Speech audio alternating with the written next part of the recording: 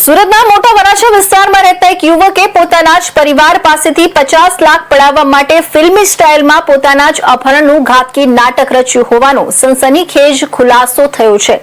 50 લાખ નહીં આપો તો લાશ મળશે તેવો ધમકીભર્યો હિન્દીમાં મેસેજ અને વિડીયો મોકલી પરિવારને ચોંકાવી દેનાર આ શખ્સને ઉત્તરાયણ પોલીસે ગણતરીના કલાકોમાં ગોધરાની એક હોટેલમાંથી સહી સલામત દબોચી લીધો હતો। પોલીસે તેની ધરપકડ કરી કાયદેસરની કાર્યવાહી હાથ ધરી છે।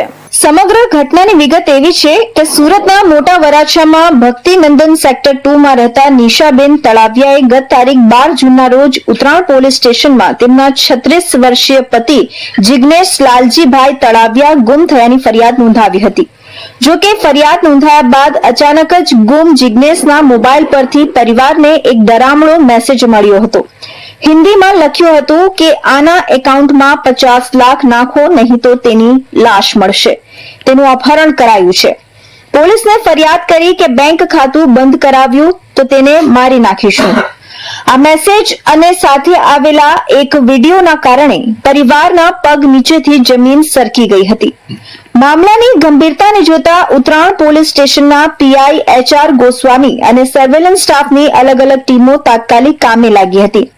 પોલીસે હ્યુમન ઇન્ટેલિજન્સ, સીસીટીવી ફૂટેજ અને ટેકનિકલ સર્વેલન્સની મદદથી તપાસનો ધમધમાટ શરૂ કર્યો હતો। આ દરમિયાન પોલીસને સચોટ કડી મળતા ગત તારીખ 15 જૂનના રોજ બપોરે 1 વાગ્યે પંચમહાલ જિલ્લાના ગોધરા ખાતે આવેલી શિવ હોટલમાંથી જિગ્નેશ તળાવિયાને સહી સલામત શોધી કાઢ્યો હતો। ગોધરાની હોટલમાંથી પકડાયેલા જિગ્નેશની જ્યારે પોલીસે કડકાઈથી પૂછપરછ કરી ત્યારે તેણે પોતે જ આ આખું નાટક રચ્યું હોવાની કબૂલાત કરી હતી। પરિવાર પાસેથી મોટી રકમ મેળવવા માટે તેણે જાતે જ હિન્દીમાં મેસેજ ટાઈપ કર્યો હતો અને પોતે બંધક બન્યો હોય તેવો વિડીયો પણ બનાવ્યો હતો। પોલીસે તપાસ દરમિયાન આરોપી જિગ્નેશ પાસે તે કેવી રીતે બંધક બન્યો હતો અને વિડીયો શૂટ કર્યો હતો તેનો લાઈવ ડેમો પણ કરાવ્યો હતો। આરોપી જિગ્નેશ તળાવિયા મૂળ બોટાદ જિલ્લાના ગઢડા તાલુકાના રસનાળ ગામનો વતની છે અને સુરતમાં એકાઉન્ટન્ટ તરીકે નોકરી કરે છે।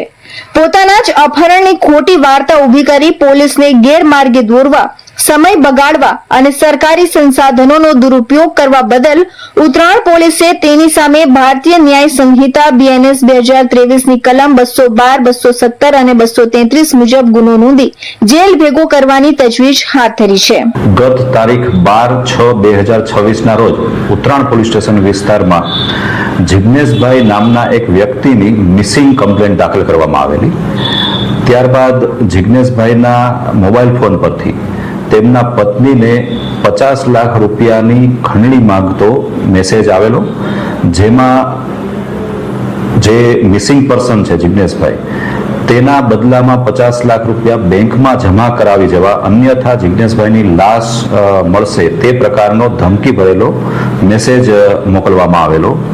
ઘટનાની ગંભીરતાને ધ્યાનમાં લઈ તાત્કાલિક ઉત્તરાયણ પોલીસ ડી સ્ટાફ સહિતની તમામ ટીમો કામે લાગી ગયેલ અને ટેકનિકલ ઇન્ટેલિજન્સ તેમજ હ્યુમન ઇન્ટેલિજન્સના આધારે જે મેસેજ છે એ વ્યક્તિ, મેસેજ કરનાર વ્યક્તિ ઉજ્જૈન પાસે મધ્યપ્રદેશ ખાતે હોવાનું જાણવા મળેલું અને તાત્કાલિક ટીમો બનાવી ઉજ્જૈન ખાતે રવાના કરવામાં આવેલ।